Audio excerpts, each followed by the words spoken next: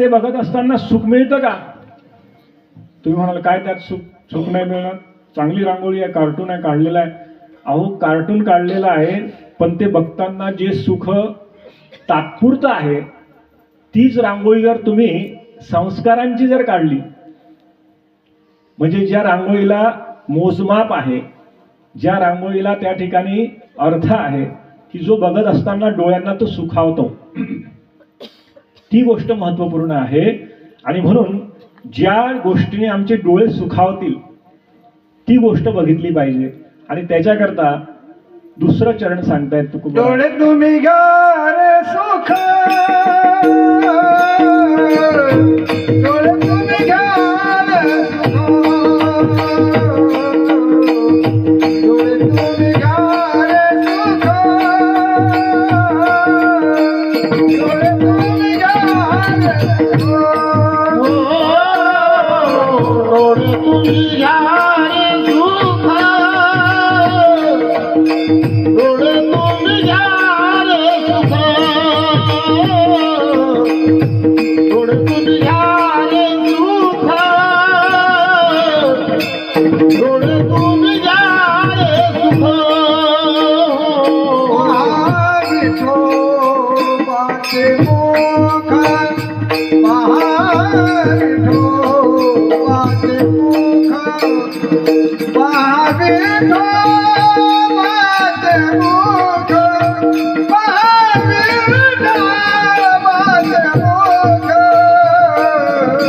डोळे तुम्ही घ्या रे सुख, डोळे तुम्ही घ्या रे सुख, डोळे तुम्ही घ्या रे सुख, डोळे तुम्ही घ्या रे सुख. पहाडी विठोबाचे मुख, पहाडी विठोबाचे मुख, पहाडी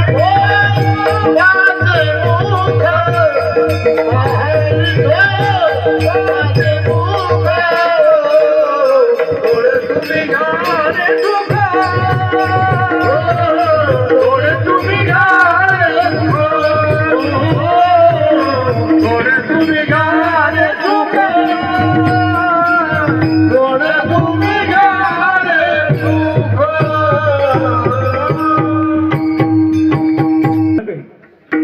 म्हणे बुवा 2-4 जणांवर झोपा आल्या नाही म्हणून बरं वाटलं म्हणे. लक्षात घ्या, कथेतच झोपा का येतात हो, हा मोठा प्रश्न आहे. तर त्याचं उत्तर रामायणामध्ये आहे. रामायणामध्ये कथेत झोपा येण्याचं उत्तर आहे. ज्या वेळेला प्रभू श्री रामचंद्रांनी लंकेमध्ये जाऊन रावणाला मारलं, त्याच्या आधी कोणाला मारलं? कुंभकर्णाला मारलं. मग कुंभकर्णाला मारल्यानंतर आणि रावणाला मारल्यानंतर एकतर मंदोदरी होती जिवंत, ती रामाला भेटायला आली. ती रामप्रभूंना भेटलेली आहे, तिच्याशी सुंदर संवाद वगैरे झाला, तो सांगायचा आता वेळ नाही.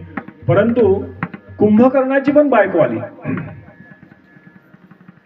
कुंभकर्णाला 2 बायका होत्या. त्याची पहिली बायको जी होती की नाही, ती कुंभकर्णाला मारल्यानंतर कुंभकर्णाला जेव्हा जाळलं तेव्हा त्याच्या चितेत ती सती गेली. मग दुसरी राहिली होती. मग ती दुसरी जी राहिली होती ती रामप्रभूंकडे आली आणि तिने रामाला नमस्कार केला आणि म्हणायला लागली, रामा आता मी काय करू, कुठे जाऊ, कशी राहू, काय करू? राम म्हणे, तू काहीच करू नको, जिथे जिथे कथा असतील तिथे तिथे तू जात जा, आणि जे पापी असतील त्यांच्या डोक्यावर जाऊन बसत जा. त्याच्यामुळे कथेमध्ये जे पापी असतात त्यांच्या डोक्यावरती कुंभकर्णाची बायको जाऊन बसते. त्याच्यामुळे आता मात्र कोणी झोपणार नाही. विठ्ठला विठ्ठला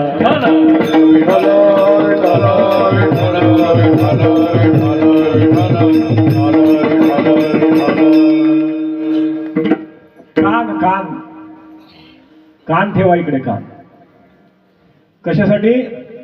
परमार्थामध्ये आवश्यक गोष्ट जर कोणती असेल तर ती म्हणजे महत्वपूर्ण गोष्ट कोणती आहे? कान. एका ठिकाणी कीर्तन सुरू होतं आणि कीर्तन असं होतं की ऐकता ऐकता सगळे उठून जायला लागले. सगळेच गेले बाबा, सगळेच गेले.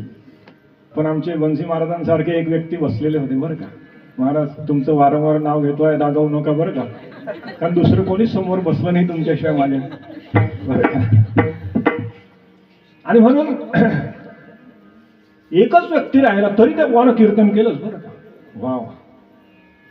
आणि एवढं कीर्तन झालं की सगळं कीर्तन झाल्यानंतर बुवानी फक्त एकच प्रश्न विचारला की वा, ते आता बुवा उठले नमस्कार करायला लागले कीर्तन करायचे. तर कीर्तनकार म्हणे नाही मीच तुम्हाला नमस्कार करतो. म्हणे का? तुम्ही एकटेच बसले ना म्हणे. त्यावेळेला कीर्तनकार बुवांनी त्या बुवाला विचारलं की का हो, तुम्ही एकटे कसे काय बसले? तुम्ही एकटे कसे काय बसले? तर ते बसले बुवा म्हणताय मी कुठे फसले?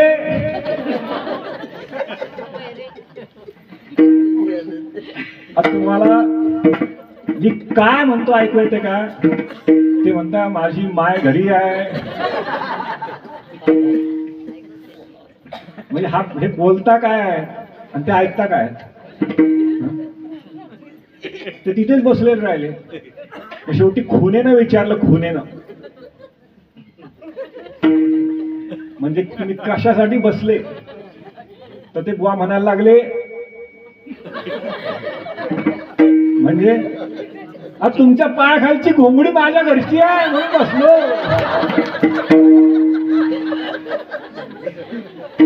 तुम्ही ऐका रे कान. कानाचं फार महत्व आहे बरं का. सगळे इंद्रिय गेले तर चालतात, पण कान जायला नको मनुष्याचे. परमार्थाला अत्यंत आवश्यक गोष्ट कान आहे. आता जिथे कथा आहे तिथे कान आहे बरं का. याचा अर्थ ज्यांना कान नसतील, आहे ना सगळ्यांना कान? एकानंदा असा प्रश्न विचारला म्हणजे महाराज तुम्ही सांगता की हे कान आहे, कानानं ऐकू येते. बरोबर ऐकू येते, इथून हे छिद्र आहे त्यातनं ऐकू जाते. हे बाकीचे पाळ कशाला लावले म्हणे देवाने? हे 2 पाळ त्याला कानाला. त्याला म्हटलं देव मोठा हुशार होता म्हटलं रे, तुझ्यापेक्षा थोडा हुशार होता. म्हणजे कसं काय? त्या देवाला माहिती होतं की पुढे चालून कलियुग येणार आहे, सगळे प्रगती करणार आहेत, सगळे रोज मोबाईल पाहणार आहेत आणि मोबाईल पाहताना सगळ्यांचे डोळे खराब होणार आहेत. आणि डोळे खराब झाले की सगळेजण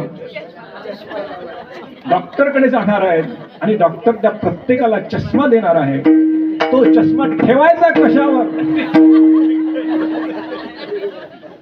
त्याच्यासाठी पाळू देवाने आधीच लावून ठेवले. जर देवाने ते पाळू लावले नसते ते काय खुंट्या ठोकले असता का कानात? मग चष्मा झाला असता का? कान महत्वाचे आहे. तुम्ही ऐका रे कान.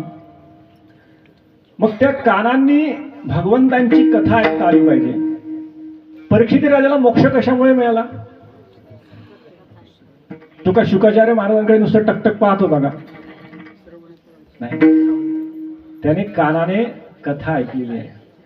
आई काजी तुम्ही भक्त भागवत. आणि म्हणून ऐकणं महत्वाचं आहे. गोकर्णाच्या कथेमध्ये गोकर्णाला काय होतं? वेगळा का दिसत होता तो? त्याच्यामध्ये वेगळं पण काय होतं? त्याचे कान मोठे होते, गायीसारखे होते. मग गोकर्णाचे कानच मोठे का होते हो? याचा कधी विचार केलाय का आपण? तो म्हणे गायीच्या पोटात आला म्हणून गायीसारखे कान होते त्याचे. मग का म्हशीच्या पोटात आला असतं तर म्हशीसारखे झाले असते का? नाही, गायीच्या पोटात आला म्हणून गायीसारखे कान आहे असा अर्थ नाही आहे. म्हणून त्याला गोकर्णमचे सुतम दृष्ट्वा गोकर्णम नाम चाकरोत एवढा अर्थ नाही आहे. गोकर्णाचा अर्थ असा आहे, त्याचा दुसरा भाऊ कोण होता पहिले सांगा? कथा ऐकली? धुंदुकारी. बरोबर आहे. तर धुंदुकारी काय करत होता? कशामुळे वाईट होता? कशामुळे वाईट होता तो? तो ऐकत नव्हता. जो ऐकत नाही तो धुंदुकारी असतो आणि जो ऐकतो तो गोकर्ण असतो. आणि त्याच्यासाठी जो ऐकतो त्याचं कल्याण होते. ऐकणं महत्वाचं आहे. आणि कलियुगामध्ये सगळ्यात महत्वपूर्ण गोष्ट हीच आहे की नवीन पिढी मागच्या पिढीचं काही ऐकतच नाही. ऐकतच नाही. किती सांगा त्यांना, कितीदा सांगा, तुम्ही काही सांगा, हो बरं ठीक आहे एवढं बोलतात, करत काहीच नाही. सगळ्यांच्या घरी असंच आहे ना. हो तर म्हणा, कारण तुम्हाला माहिती आहे की हो म्हणून काही उपयोग नाही, नाही म्हणून उपयोग नाही, कारण ऐकत नाही ही सत्यता आहे. मग ऐकत नाही आहे त्याने ऐकलं पाहिजे, त्याने ऐकलं पाहिजे. मग ऐकण्यासाठी काय करावं लागेल? नवीन पिढी आहे बरं का, ऐकत नाहीत. या नवीन पिढीच्या बद्दल, कलियुगाबद्दल काय बोलावं? ते काय काय ऐकत नाहीत लक्षात घ्या. त्यांचं लक्ष कुठंतरी वेगळ्या ठिकाणी असतं. वेगळ्या ठिकाणी कुठं लक्ष असतं? तर त्यांचं लक्ष अधिक त्या मोबाईलमध्ये असतं नवीन पिढीचं. आता तुम्ही म्हणाले हे सत्य आहे. तुम्ही बघा प्रत्येक घरामध्ये मुलांचं लक्ष वेगळ्याच ठिकाणी असतं. अहो इतके तरबेज असतात लहान लहान मुलं सुद्धा की त्यांच्या आजूबाजूला जरी आई वडील बसले, मध्ये मुलगा बसला ना तर तो मोबाईलवर काय पाहतोय त्या आई वडिलांना तो समजू देत नाही. इतके ते तरबेज असतात, कारण ते ऐकत नाहीत. आणि त्याही पुढे जाऊन त्या ठिकाणी नवीन पिढीचे किती विषय सांगायचे. त्यांना मैत्रीमध्ये मोठा आनंद वाटतो. कोणत्या मैत्रीमध्ये? आमचे सगळे फ्रेंड आहेत. आपली संस्कृती काय सांगते? रक्षाबंधन करा, रक्षाबंधन. तर रक्षाबंधनासाठी किती छान राखी आहे, बहिणीचं भावाचं नातं आहे की नाही? पण त्यांना ते बहिणीचं भावाचं नातं बाजूला ठेवून काय करतात? फ्रेंडशिप बेल्ट, बेल्ट बांधायचं. म्हणजे नातंच बदललं सर. बरं कोणता फ्रेंड आहे? कुठला फ्रेंड आहे? ते एका चांगल्या मुलीने आम्हाला त्याचं उत्तर दिलं. ती म्हणजे माझा नुसता फ्रेंड नाही, तो बेनिफिट फ्रेंड आहे. याचा अर्थ नवीन पिढीला समजतो काय आहे. तुम्हाला त्याचा अर्थ काहीच कळणार नाही बरं का, कारण तुम्ही त्या शाळेत गेलेच नाही ना, तुम्ही जाणारही नाही. पण लक्षात घ्या हे कलियुग आहे. हे तुम्हाला याच्यासाठी सांगत आहे, तुम्ही ऐका रे कान. या गोष्टींची आवश्यकता आहे. आपण हा जो सप्ताह करत आहोत हा कशासाठी आहे? कशासाठी आहे? पहिलं कारण म्हणजे ऐकण्यासाठी आहे. सगळ्यांनी ऐकावा, कारण एवढा विश्वास आपल्याला आहे की सप्ताहाच्या निमित्ताने जे काही सांगितलं जाते ते ऐकण्यासारखं असतं. इथे व्यर्थ काही नसतं. जे काही असतं ते भगवंताचं असतं, संतांचं असतं वाङ्मय. आणि त्यातला उद्देश तोच असतो की ते पुढच्या पिढीला मिळावं. तुम्ही सगळ्यांनी किती कीर्तन ऐकले, किती कथा ऐकल्या, तरी सुद्धा त्याचा उपयोग कोणाला होणार आहे? तुम्हाला, तुमच्या पुढच्या पिढीला झाला पाहिजे. आणि त्याची अत्यंत आवश्यकता आहे, त्याची खरी गरज आहे. आणि म्हणून कथेमध्ये तुम्ही जेवढे बसलेले आहेत, तुमच्यापेक्षा नवीन पिढीतले किती बसले? बोटावर मोजण्या इतके असतील इथे. बाकीचे कुठे आहे? जर विचारलं कुठे आहे तर ते म्हणतात की घरून ऐकतात, ते घरून ऐकतात. आता घरात काय ऐकत आहेत हे तुम्हाला काय माहिती? श्रीराम समर्थ.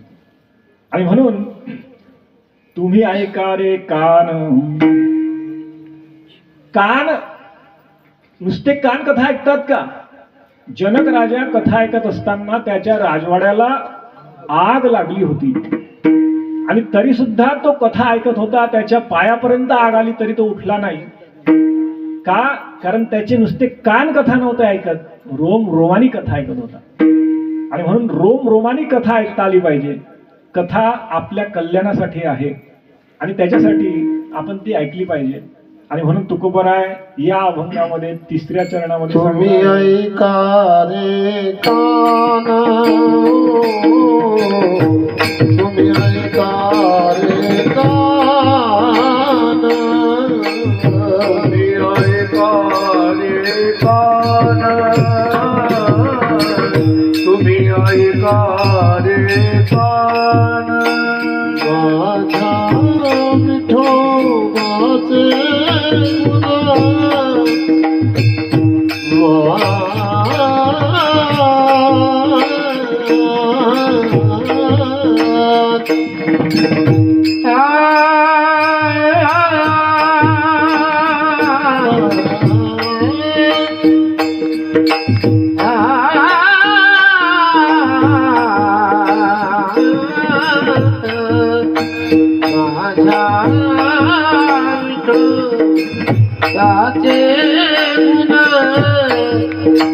माझ्या विठोबाचे गुण